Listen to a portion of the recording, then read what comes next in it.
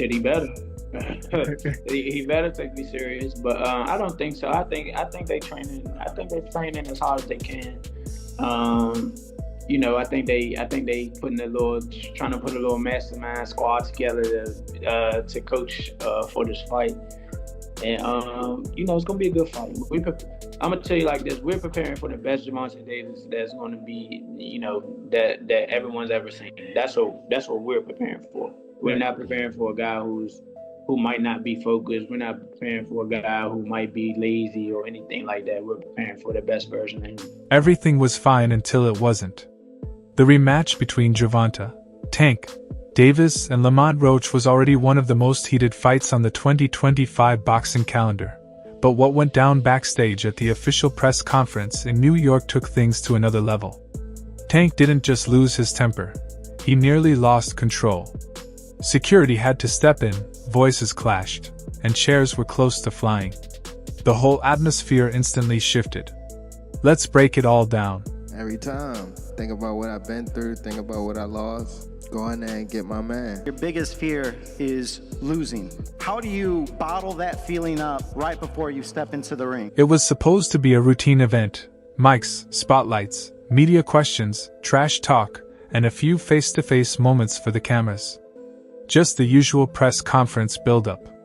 But the moment Lamont Roach stepped into the venue, you could feel the shift. Punch her in my face. No. And I ain't shitting on him or nothing like that. He can punch. But Jonathan Okendo, he's from Puerto Rico. Bro, he got bricks in his hands, bro. I lie to you not. He punch hard. I ain't gonna lie. He a hard him. Tank was already there, surrounded by his team. Sunglasses on, hoodie up, posture locked. Roach walked in with confidence, no smile, no hesitation, just pure energy. It was clear he wasn't just there to promote a fight. He came to make a statement. On stage, the press conference stayed tense but controlled. Tank threw a few cold stares, while Roach answered every question like he had something to prove. There were flashes of subtle disrespect, but the real explosion came once the cameras stopped rolling.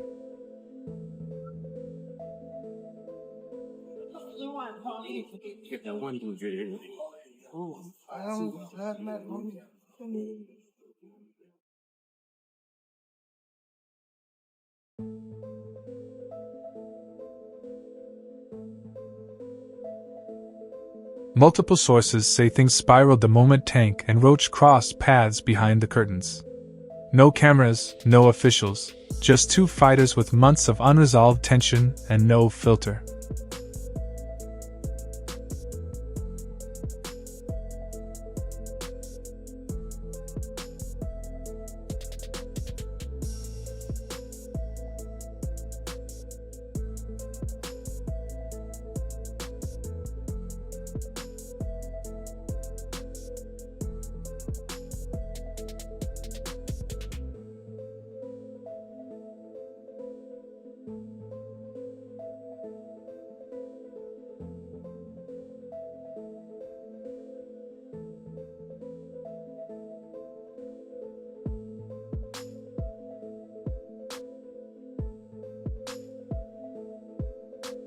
Tank stepped forward, chest out, voice rising as he pointed and got in Roach's face. Roach didn't flinch, and that's when it all popped off.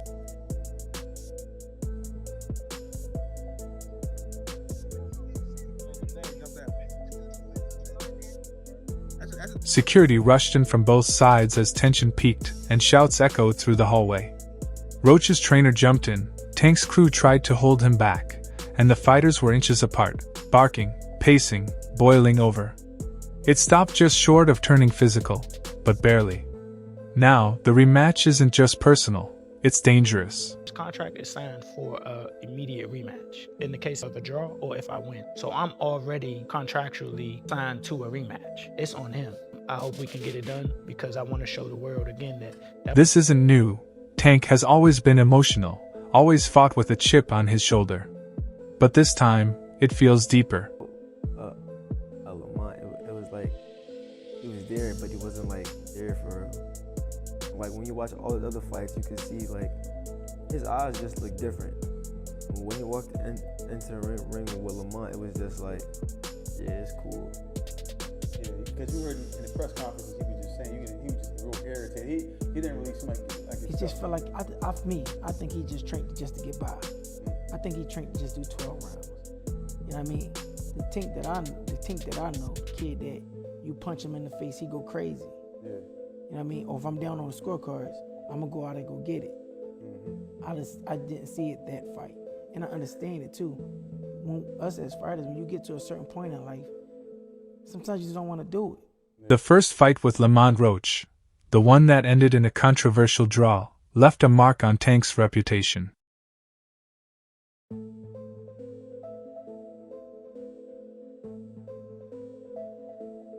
He didn't look dominant. He didn't look unbeatable. In fact, he looked human, slower, unprepared, vulnerable, and Roach showed no fear of Tank's power. His power after being in there for 12. He got decent power. He got decent power for sure. I ain't gonna say it's exaggerated. I told y'all I got a chin. I ain't going like that. It's just not gonna happen. But like I said, I see why he knocked people out, and I think he felt my power too. Like, I think that's what negated a lot of his shots. And once I took his best shot, I was like, oh yeah, it's time to roll. Like I said, I knew I had a chin. I mean, I spar guys that were like junior middleweights, like current champions that was at that weight. So I know I can take a punch. He's twitchy in there. Like, I do see why he knocked people out.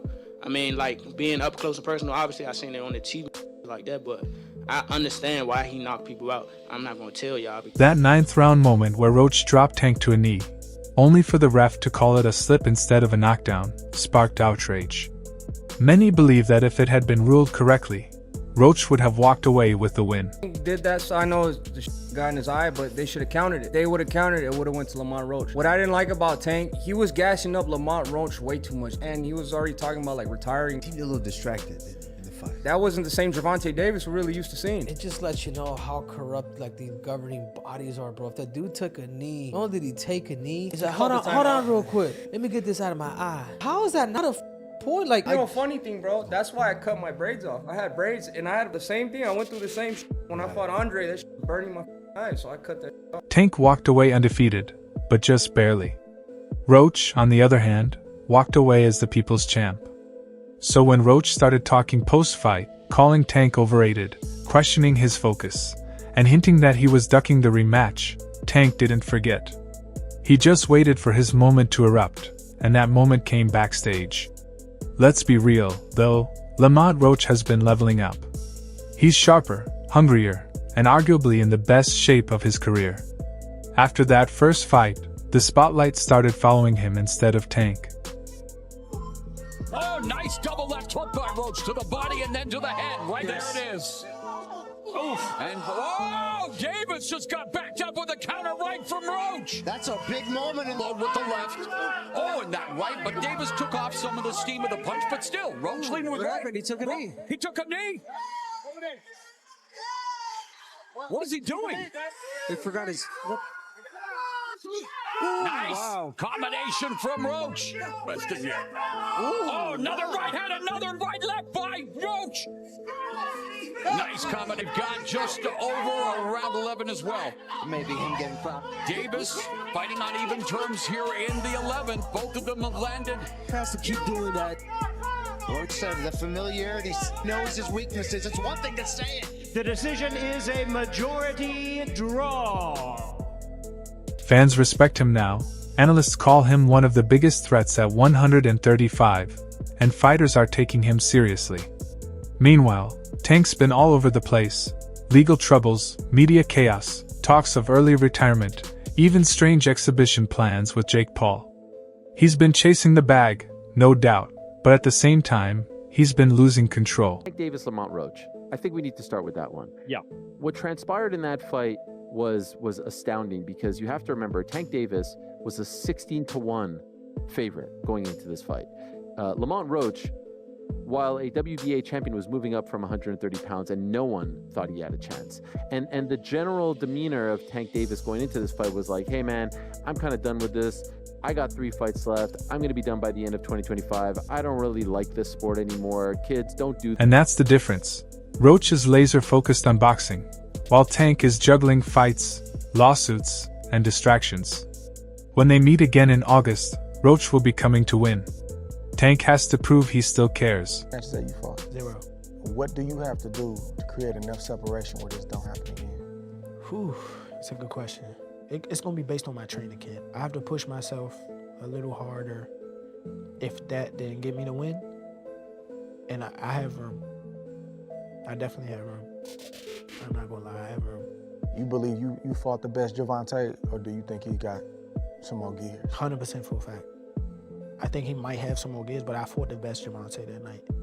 I don't want people to get it misconstrued or whatever the case may be. He's a hell of a fighter, hell of an IQ, great punching power, good speed, and really good boxing ability. A lot of people underrate that. Don't think because of what I did, y'all think y'all can just go in there and think y'all can have the same night, you know what I'm saying, or do the same thing. He still will go upside your head and crack you, and you know what I'm saying, you might end up on the floor. Everybody not built the same, and that's what people getting messed up.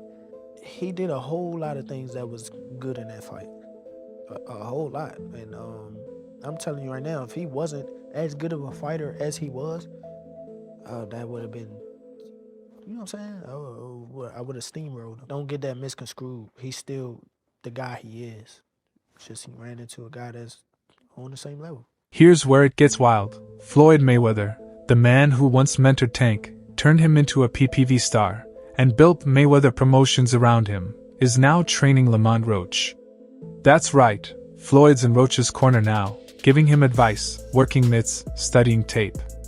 The same Floyd who used to be Tank's biggest supporter is now helping the man trying to end his legacy. Tank Davis, he was a young kid, came up to me when he was a kid, wanted an autograph. I signed his phone for him and told him, you'll be world champion someday, and I'll be your promoter.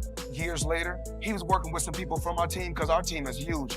We got guys in DC, Baltimore, Philly, New York, all around. He won a few fights. I think he was like 8 or 9-0. I told him, in under 24 months, you'll be world champion.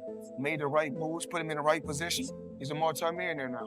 Absolutely. He was a kid that couldn't even buy a bus ticket.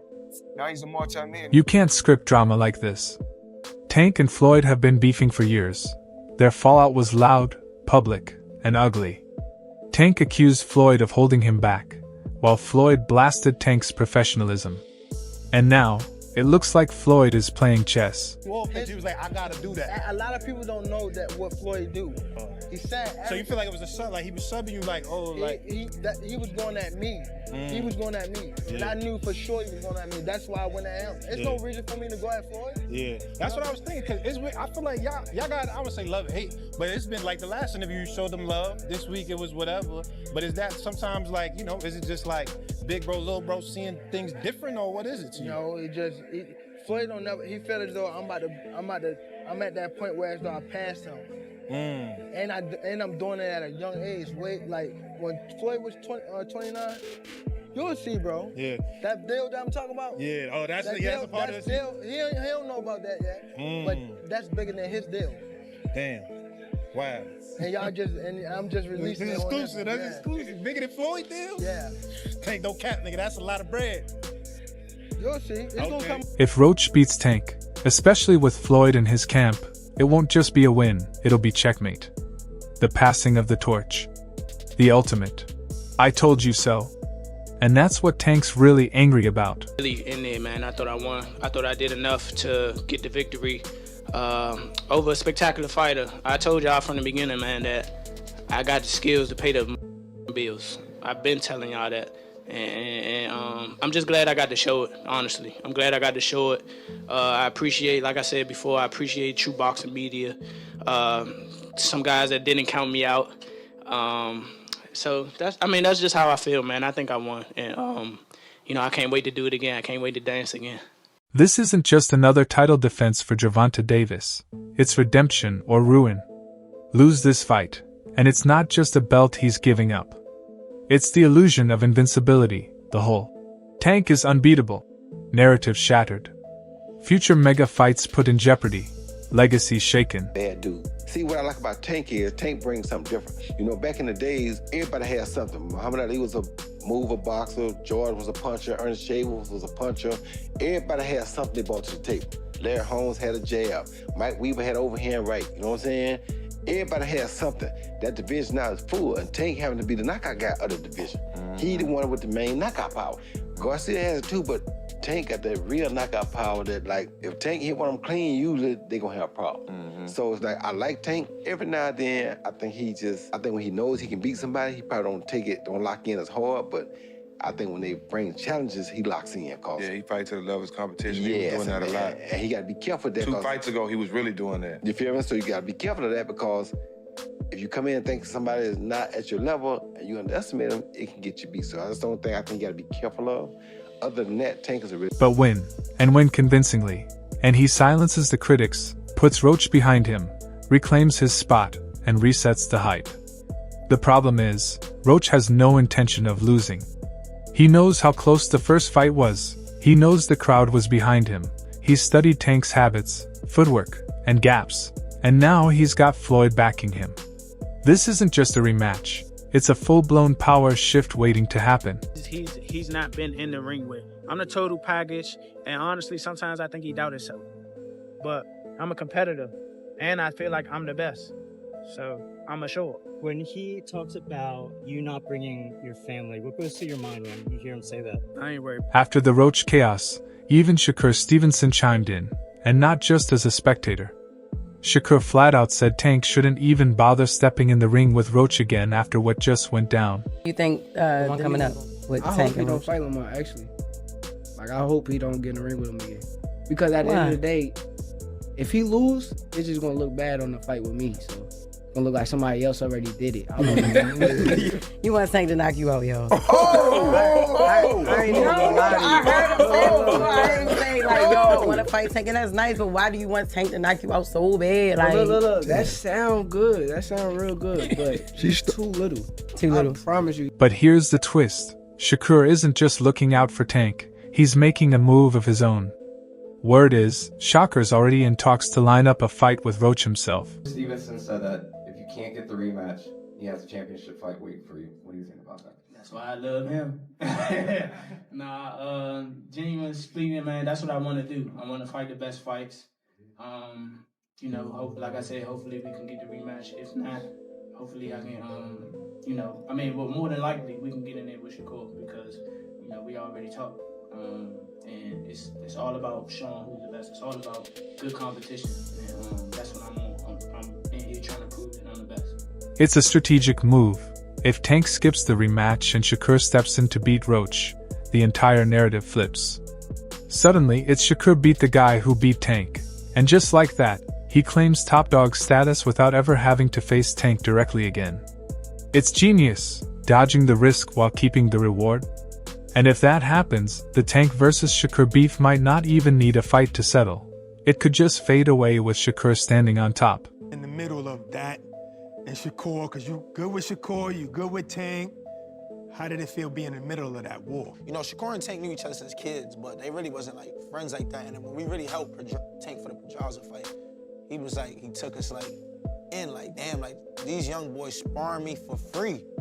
You're a champion, you signed to Floyd, you could be giving us a few hundreds or something. We're giving you unlimited rounds. There was time he would take off the bell, we giving you rounds for your first championship. We're still amateurs. And he kind of was he appreciated that. And I never understood why he appreciated till now. When I'm a pro, I'm champion, I'm like, damn, I gotta pay guys for sparring.